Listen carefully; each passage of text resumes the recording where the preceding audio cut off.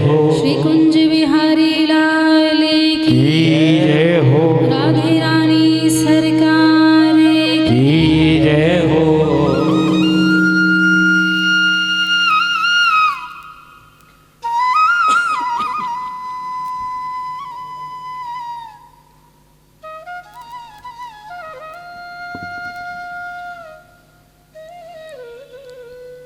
इस कलयुग में जो लोग भगवान श्री कृष्ण की लीला कथा को कहते हैं या श्रवण करते हैं, जो इस कथा अमृत पान का सेवन करते हैं और भगवान श्री कृष्ण के, भगवान श्री नारायण के चरण कमलों का संस्मरण करते हैं, उन्हें अंत काल भी मोह प्राप्त नहीं हो सकता। उस पर कलयुग का कोई प्रभाव नहीं होता। और भगवान की लीलाएं तो कीर्तन करने योग्य है, संकीर्तन करने योग्य है। इसलिए उनके गुण एवं लीलाएं और जो भी उनसे संबंध रखता है, जिसका भगवान से कुछ ना कुछ नाता है, किसी न किसी रूप में उसने भगवान का भजन किया है या भगवान को याद किया है, उन कल्याणकारी व्यक्तियों का, उन मानवों का, उन पुरुषों का, उन सबका ये निश्चित है कि कल्याण होगा ही होगा।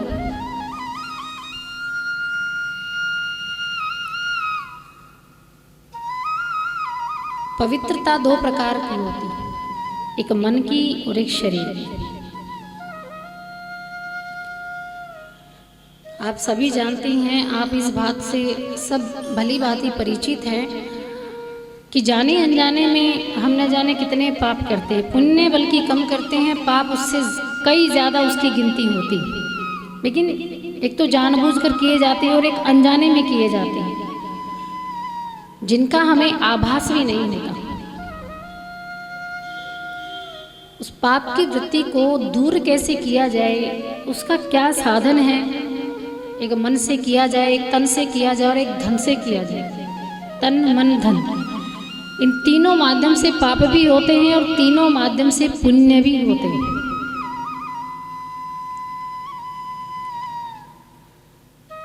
तन की पवित्रता, स्नान करते हैं आप, साफ सफाई, साफ सज्जा, खूब ऊपर से लेके नीचे तक संवारते हैं। सुबह नहाए धोए 1 घंटा आईने के सामने तैयार वैयार हुए, और वो किसके लिए? अपने लिए इतना नहीं करते जितना दूसरों को दिखाने के लिए करते हैं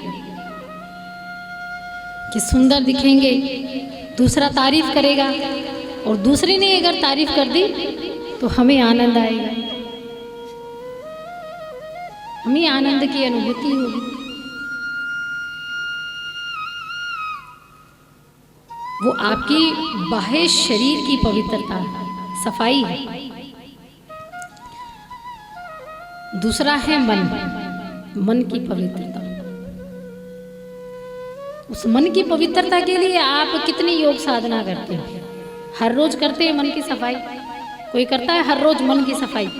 तन की तो हर रोज करते हैं, 2-2 समय भी कर लेते हैं, 3-3 समय भी। इतनी भौतिक वस्तुओं को हम अपने शरीर पर लगा लेते हैं, लेकिन मन की सफाई के लिए हम कितना प्रयत्न करते हैं। और जो धन हमें प्राप्त हुआ है, उससे हम कितने सत्कर्म करते हैं और कितना उसे धर्म के कार्यों में प्रयोग करते हैं।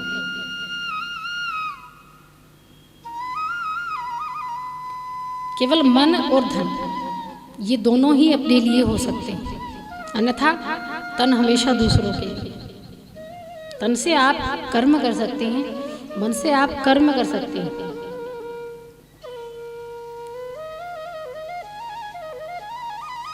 धन के जब आप किसी को दान देते हैं या किसी अच्छे कार्य में किसी की सहायता करते हैं, वही धन आपके तन के पापों को भी धोने के लिए पर्याप्त है और मन के पापों को भी धोने में पर्याप्त है। क्योंकि कलयुग का जो प्रभाव है, जो कलयुग का संताप है, चारों युगों में अलग अलग धर्म के पद हुए हैं और सभी धर्मों के पदों में कलयुग में केवल दान का धर्म या दान का पद ही एकमात्र ऐसा पद है जो सतयुग से लेके कलयुग तक हमेशा रहा। धन सबको चाहिए, सबको आवश्यकता पड़ती है, भरण पोषण करने के लिए भी, वस्त्र खरीदने के लिए भी, भोजन खरीदने के लिए, फिर पकाना, फिर खाना, मन की तृप्ति के लिए, तन की तृप्ति के लिए, यानी जीवित रहने के लिए धन की आवश्यकता होती है। लेकिन उस धन को अपने तक सीमित ना रखें और उस धन को अपने तक सीमित करके दूसरों के लिए भी जो आप पर निर्भर है, जो इस इंतजार में है कि कोई ना कोई ऐसा व्यक्ति हो, ऐसा समाज में प्रतिष्ठित मान सम्मान वाला व्यक्ति हो जो हमारी तरफ भी निगाह दृष्टि डाले। भगवान ने सबको एक समान नहीं बनाया, पांचों उंगलियां बराबर नहीं है। ये इसलिए बराबर नहीं है क्योंकि ये एक सीख देती है, ये सीख देती है कि समाज में प्रत्येक मनुष्य का जो रुतबा है वो अलग अलग है, स्वभाव भी अलग अलग है, उसका व्यवहार भी अलग है, उसकी नीति भी अलग है। ये पांचों उंगलियां ये शिक्षा देती है। होने को तो पांचों उंगलियां बराबर भी दे सकते थे भगवान, लेकिन थोड़ा थोड़ा अंतर सब उंगलियों में। हाथ की तो छोड़िए, पैर की उंगली भी आपके समान नहीं है। ये शिक्षाएं देती हैं कि अगर जिस उंगली का वर्चस्व ज्यादा है तो इसका ये फर्ज बनता है कि अपने से नीचे वाले का भी कुछ ना कुछ भला करे।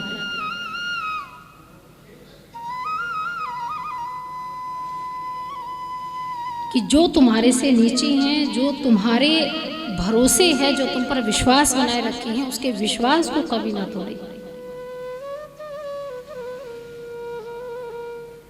तन मन धन से अगर किसी को भगवान ने योग्य बनाया है, सामर्थ्यवान बनाया है, तन से स्वस्थ है, बीमारी नहीं है, किसी प्रकार का दोष नहीं है, विकलांगता नहीं है, मन से आप साफ सुथरे हैं, शुद्ध हैं,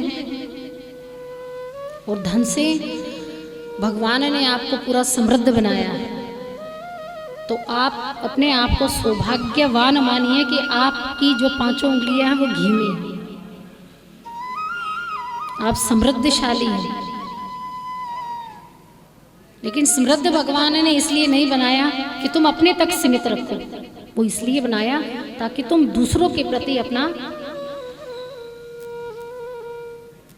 दूसरों को इस योग्य बनाओ कि आपका इस समाज में रुतबा बढ़े, सत्कार हो, सम्मान हो। इसलिए भगवान ने कुछ लोगों को इतना पैसा दिया है या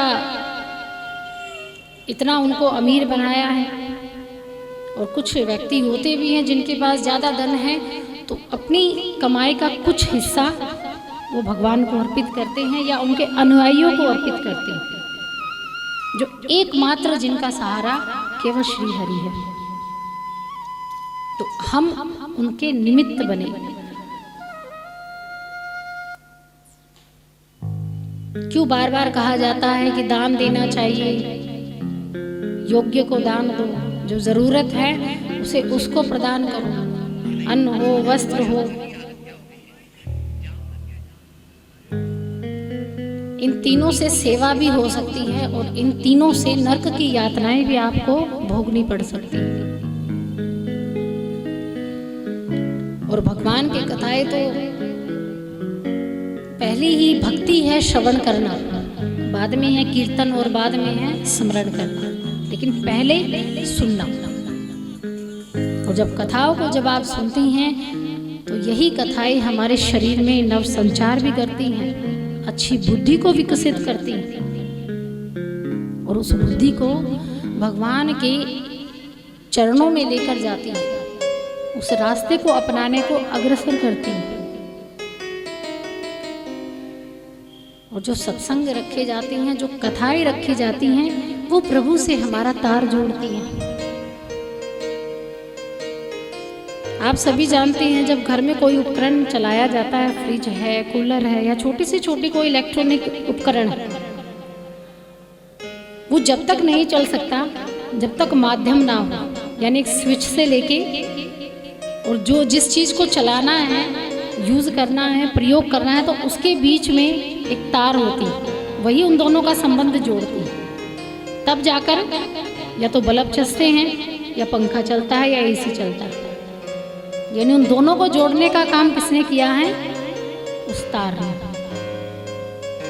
इसी प्रकार ये जो कथाएं हैं, ये इस आत्मा का उस परमात्मा से जोड़ने का एक माध्यम है।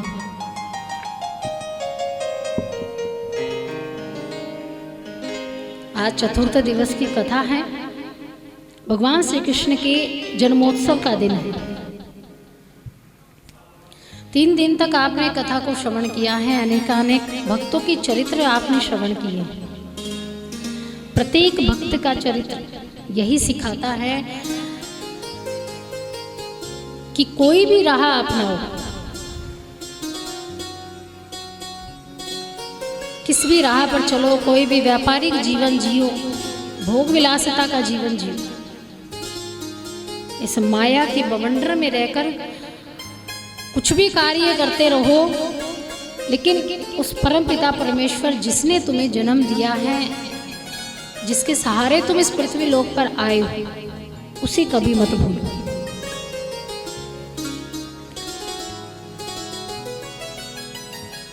क्योंकि मृत्यु न जाने कब किसको अपने मुख का ग्रास बना ले।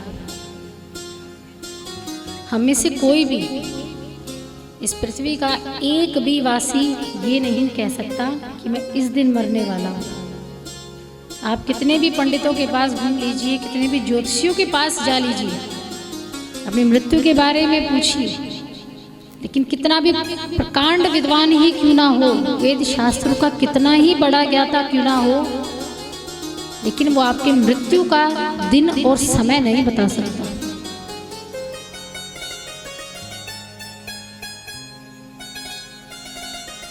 और इसी मृत्यु का डर जीवन पर्यंत हमें रहता है। और जब बार बार आप कथाओं को सुनते हैं, और कब तक कथा सुने, क्यों आवश्यक है कथा? कि जब तक घट में प्राण हो तब तक कथा सुनो। जब तक मन ये ना कहने लग जाए कि भगवान का जो अंतिम लक्ष्य जो हम प्राप्त करने के लिए आए हैं, जिस भगवान की स्तुति हम कर रहे हैं, उस भगवान के दर्शन अब अपने हृदय में होने लगे, तब तक कथा को सुनिए, श्रवण करते रहिए। कितने ही भक्त हुए हैं जिन्होंने अपने गुरु के सानिध्य में जाकर श्री हरि की प्राप्ति की। पर भक्त ध्रुव महाराज का और प्रहलाद महाराज का अपने चरित्र श्रवण किया था।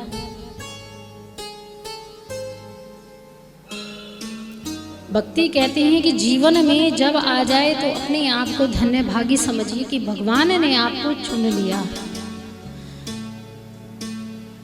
जब बगीचे में जाते हैं या बाग में जाते हैं किसी वृक्ष पर फल तोड़ने, तो हम चुन चुन कर फलों को तोड़ते हो। वृक्ष तो छोड़िए, जब आप कोई सब्जी वगैरह लेने जाते हैं तभी छांट छांट कर सब्जी लेते हैं, महंगी हो चाहे सस्ती हो। टमाटर भी लेने जाओ तब भी नीचे से ऊपर तक सब उथल पुथल कर देते हैं, तब जाकर कहीं आधा किलो या 1 किलो लेकर आएंगे सब्जी। तो इसी प्रकार जो चयन, जैसे हम चयन करते हैं किसी वस्तु का सोच समझकर, विचाराधीन होकर, उसी प्रकार भगवान भी सोच समझकर चयन करते हैं हम जैसे प्राणियों का। वो भी छांट छांट कर अपने भक्तों को निकालते हैं। ये सच बात है।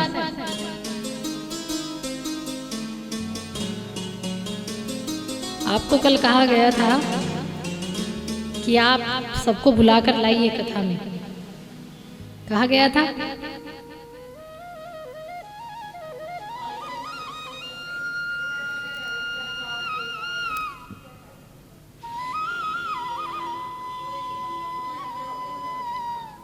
फिर वो गले सड़े टमाटर ही हैं कि जिनको ठाकुर जी लेना नहीं चाहते, आपको चुन लिया है तो इसलिए आप कथा पंडाल में आ चुके हैं। यानी जिनका वो हाथ पकड़ लेते हैं, जिनका वो पल्ला पकड़ लेते हैं, उनको तो कथा में आना ही पड़ता है। जहाँ श्रीमद् भागवत, अब तो ये तो चलो थोड़ी दूर का ही रास्ता है कि यहाँ भक्त हैं उधर भक्त हैं। कई बार तो श्रीमद् भागवत में, अब इससे पहले ही मैं कथा विराम करके आई थी, ज़्यादा दिन नहीं हुए हैं, तो लगातार दिसंबर से मैं कथा कर रही हूँ। वहाँ काफ़ी दूर दूर से दिल्ली तक, दिल्ली तो छोड़िए, अमेरिका तक बात पहुँच गई कि हमारे गांव में हमारे स्थान पर श्रीमद् भागवत हो रही। इमरजेंसी टिकट करवा के एक लड़की, इमरजेंसी टिकट, देखिए इमरजेंसी टिकट भी हवाई जहाज की कितने रुपए में होती होगी, 1 लाख 1.5 लाख रुपए में इमरजेंसी टिकट होती होगी। वो महिला मिलने के लिए 1-1.5 लाख रुपए इमरजेंसी टिकट करवा के तब वो कथा श्रवण करने के लिए आई। यहाँ तो आप नजदीक, तो ये देखिए ना कि भगवान कहाँ कहाँ से बुला लेते हैं। ये बात देखिए आप, उनके लिए पैसे मायने नहीं रखता। जब उनसे कहा गया कि आपको इतना पैसा खर्च करने की क्या जरूरत थी, कहा मुझे शाम को ही मुझे पता लगा शाम को कि वो वहाँ की लड़की थी, ये बिगान गांव है, आपने सुना होगा यही। तो वो लड़की वहाँ की, जो लड़की थी जो अमेरिका में सेटल थी, वो वहाँ की लड़की थी। उनको जैसे ही गांव से पता लगा कि व्यास जी कथा करने आए हैं, श्रीमद् भागवत कथा हमारे गांव में हो रही है, तो उनको लगा, उनसे कहा गया कि आप इतना पैसा खर्च करके एक दिन के लिए आई। तो उन्होंने कहा कि ठाकुर जी के लिए तो 1-1.5 लाख रुपए क्या है। और उनको शाम को ये आभास हो गया कि मुझे कल जाना है, जैसे भी जाना हो, कैसे भी जाना हो, बस मुझे जाना है। अब देखिए, इंडिया तो छोड़िए, राज्य छोड़िए, भारत देश को भी छोड़ दीजिए, और वो भी अमेरिका की बात है, और केवल एक दिन के लिए। उनके माँ बाप वहाँ नहीं रहते, बल्कि चाचा जो ताऊ वगैरह हैं और रिश्तेदार हैं वो रहते हैं। वो एक दिन के लिए वहाँ रुकी और फिर अगले दिन वापस चली गई।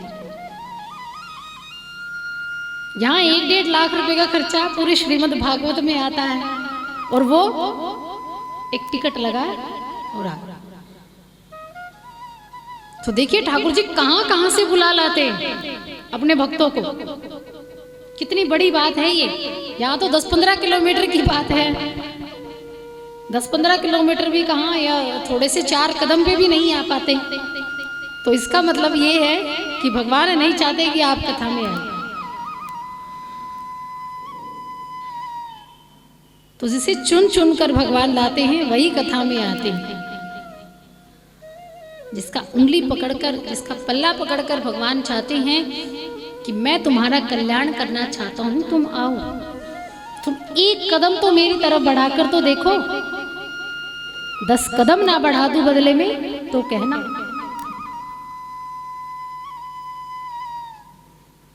तुम धन का एक सिक्का मुझ पर अर्पित करके देखो, करोड़ों का मालिक ना बना दूं तो कहना। ये है भगवान की दयालु और कृपालु कृपा। और अब वैसे तो कथाएं होती रहती हैं, कभी कहीं कभी कहीं। ये कहने को आसान लगती है, सुनने में भी आसान लगती है कि होती रहती है, ये तो हर महीने होती रहती है, यहाँ नहीं कहीं और, वो कहीं और। लेकिन कहीं और जब होती, अपने नगर में होती है, तब सुनना आसान है, श्रवण करना आसान है। लेकिन जब कहीं और हो तो आप 10 बार ही सोचते हैं कि जाऊं ना जाऊं। जब एक प्यासा व्यक्ति, जो बड़ी जोरों की प्यास लगी हो, बड़ी जोरों की, और घर में पानी ना हो, नल में भी पानी ना हो, तो आप कहाँ खोजेंगे? बाहर खोजेंगे। पड़ोस में भी पानी ना हो, गली मोहल्ले में पानी ना हो, तो क्या हालत होगी आपकी? उसके लिए आप 10 किलोमीटर भी दूर जाकर पानी पीने की कोशिश करेंगे। लेकिन यहाँ तो ये पवित्र गंगा साक्षात एक प्यासे के पास आई है, तो उसका आदर, उसका मूल्य आपको समझना चाहिए। कभी भी कुआं है, तालाब है, कभी प्यासे के पास दौड़कर नहीं आता, प्यासे को ही जाना पड़ता है। लेकिन ये कुआं, ये जल, ये तालाब ऐसा है जहां स्वयं प्यासे के पास आते हैं। तो आपको उसका मूल्य समझना चाहिए, उस स्थान को उसका मूल्य समझना चाहिए, उन व्यक्तियों को इनका मूल्य समझना चाहिए। तो ऐसा भाव भी आपको रखना चाहिए। कितने ही लोग हैं जो एक एक पद के लिए तरसते हैं, बड़े बड़े पद के लिए, ओहदे के लिए तरसते हैं, लेकिन जिन्हें उन पदों की लालसा होती है, जिन्हें भगवान श्री कृष्ण के चरणों की लालसा होती है, आदत होती है, लगन होती है, तो वही कृष्ण के परम अनुरागी भी बनते हैं। हनुमान जी महाराज जितने परम ज्ञानी और परम सात्विक भगवान श्री राम के भक्त जो हुए हैं, इस जगत में अन्य कोई भक्त ऐसा नहीं है। मैंने कल भी आपको बताया था, भोजन करते, खाना खाते, भोजन करते, जल पीते, कहीं भी जाते, हर प्रत्येक वस्तु में वो राम का दर्शन करते थे। छोटी से छोटी वस्तु में, अगर उस वस्तु में उन्हें राम भी ना मिले तो उस वस्तु को त्याग देते थे, छोड़ देते थे। राम सेतु को आप सभी जानते हैं, दक्षिण भारत में ये रियल में वास्तविक सत्यता है कि आज भी वहाँ पर भगवान श्री राम के नाम के पत्थर डाले जाते हैं तो वो डूबते नहीं हैं।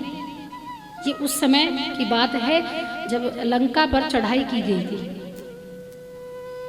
पत्थरों पर क्या लिखा था? केवल राम ही लिखा था और वो पत्थर तैरने लगे थे। और आज भी ये मान्यता है कि वहां अगर कोई पत्थर डाल दिया जाए उस जल में तो वो डूबता नहीं है। जहां राम नाम से पत्थर ही तैरने लगे, पत्थर ही नहीं डूबे, तो हम राम नाम से कहाँ डूबेंगे? हम भी तो तर जाएंगे। इस जीवन में आकर अगर कोई मेरा मेरा करता है तो